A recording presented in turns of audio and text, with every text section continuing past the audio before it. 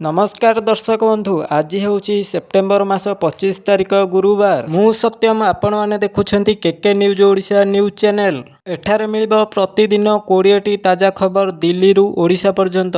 सत्य एवं विश्वसनीय सबुबेले सर्वप्रथमे। आपण मैंने ए पर्यंत केके न्यूज ओडिशा न्यूज चैनल को सब्सक्राइब करना तो सब्सक्राइब कर दिंतु आउ बेल आइकन को ऑल रे सिलेक्ट करदेवे, जहाँफल आपण मानक पाखक प्रतिदिन ताजा खबर सर्वप्रथमे पहुँची पारिबो। आसंतु जानिबा आजिर गुरुत्वपूर्ण ताजा खबर।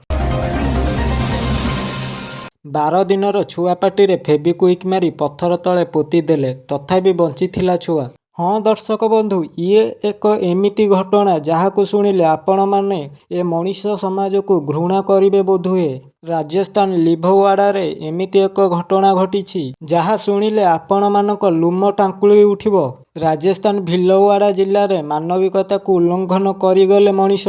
एठिकार भिजेलिया उपखंड घोड़ा रोड स्थित सीताकुंड जंगल में घटिथिबा घटना को नहीं एबे जातीय स्तर में चर्चा हेउछि। 10-12 दिनर कँला छुआ को पत्थर रे चापी दे मारिदेवा को चेष्टा करिसेंति किछि मनीष रूपी अमनीष।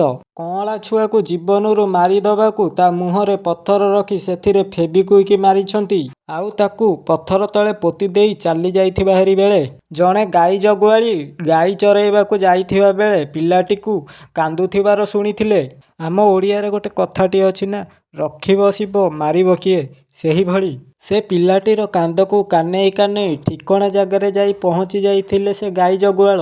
आउ पत्थर काढ़ी देखिला बेलकू सी जहाँ देखिथिले तांको होश उड़ी जाइथिला। से गाई जगुआल जनक तुरंत जाई पाख गाँ लोकंकु डाकिथिले। पिलाटी को उद्धार करने सह पुलिस को खबर देइथिले।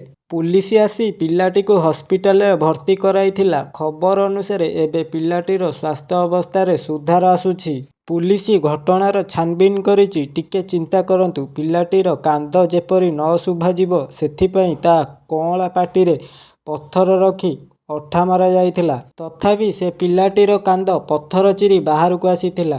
ता जीवन बंचीगला। सतरे तो ऊपर बाला ही बलवान। हेले मनीष समाज को कौन कहिबे। आसंतु जानिबा परवर्ती खबर। आसुची आउ एक लघुचाप। एही सबु जिल्ला रे 29 तारिख जाए अति प्रबल प्रबल वर्षा और घड़घड़ी नहीं वार्निंग जारी कला पाणीपाग विभाग।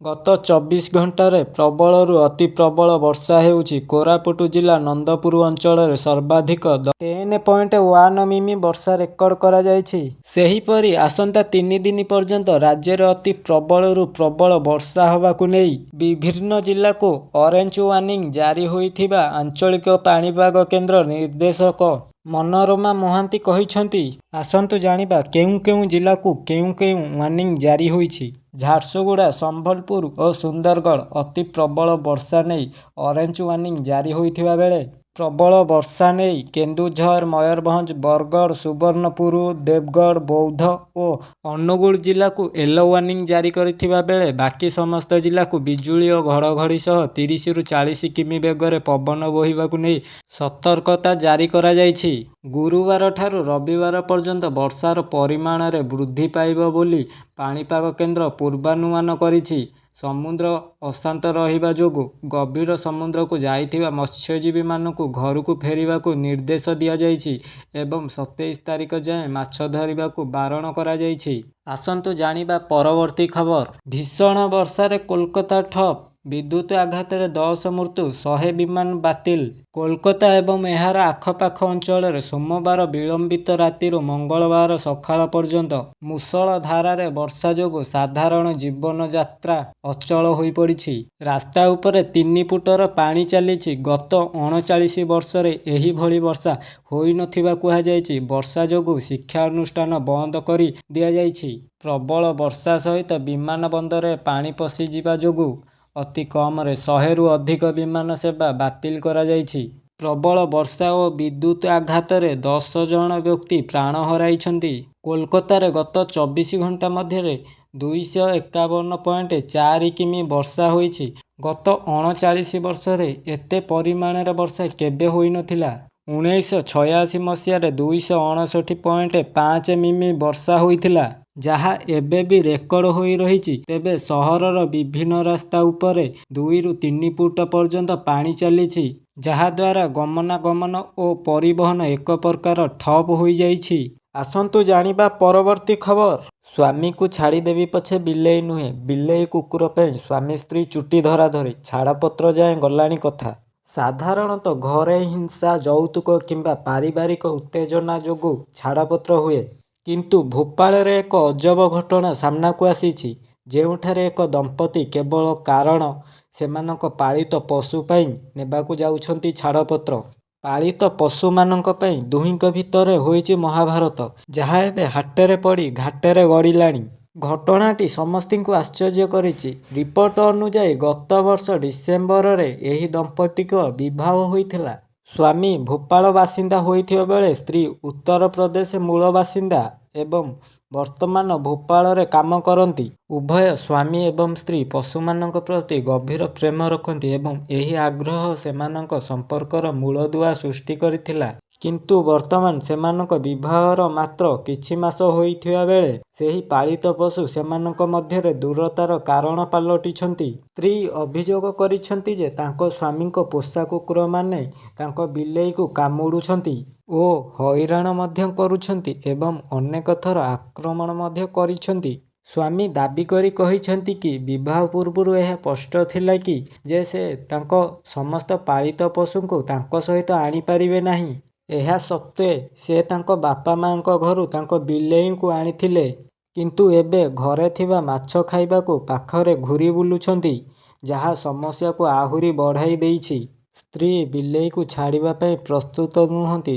ଦମ୍ପତି ବର୍ତ୍ତମାନ ଛାଡ଼ପତ୍ର ପାଇଁ ଆଇନଗତ ପରାମର୍ଶ ଲୋଡୁଛନ୍ତି, ଯେତେବେଳେ ସେମାନଙ୍କର ପିତାମାତା ସମ୍ପର୍କକୁ ବଞ୍ଚାଇବାକୁ ଚେଷ୍ଟା କରୁଛନ୍ତି।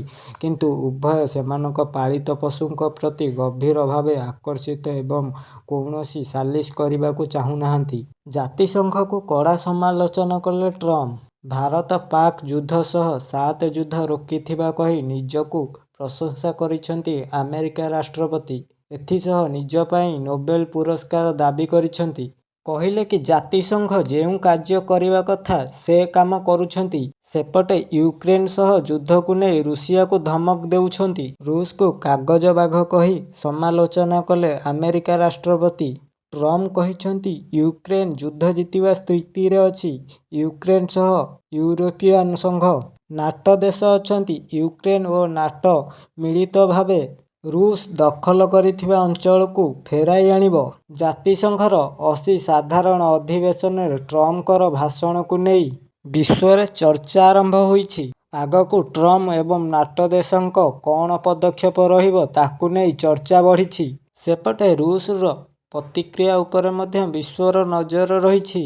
ଅନ୍ଧାରୁଆ ଗଳି ଦେଖି ଅଜା ନାତୁଣୀ କରୁଥିଲେ ଖେଳ, ଉପରୁ ହେଲା ପାଣି ବର୍ଷା। ସୋସିଆଲ ମିଡିଆ ଭାଇରାଲ କଣ୍ଟେଣ୍ଟ ପାଇଁ ଏକ ବେଷ୍ଟ ପ୍ଲାଟଫର୍ମ। ଏଠାରେ କୌଣସି ସମୟରେ କିଛି ବି ଭାଇରାଲ ହୋଇଯାଇପାରେ। ପ୍ରତିଦିନ ସୋସିଆଲ ମିଡିଆରେ ଅଗଣିତ ଜିନିଷ ପୋଷ୍ଟ ହୁଏ, ଯାହା ତୁମେ ନିହାତି ଦେଖୁଥିବ। ଇଣ୍ଟରନେଟରେ ଯେଉଁ ପୋଷ୍ଟ ୟୁଜରଙ୍କୁ ୟୁନିକ୍ ଲାଗେ କିମ୍ବା ସେମାନଙ୍କ ଧ୍ୟାନ ଆକର୍ଷିତ କରେ, ସେହି ଫଟୋ ଭିଡ଼ିଓ ଭାଇରାଲ ହୋଇଯାଏ। ବର୍ତ୍ତମାନ ଏକ ଭିଡ଼ିଓ ବେଶ୍ ଭାଇରାଲ ହେଉଛି। ତେବେ ସେ ଭାଇରାଲ ଭିଡ଼ିଓଟି କ'ଣ ଚାଲନ୍ତୁ ଦେଖିବା।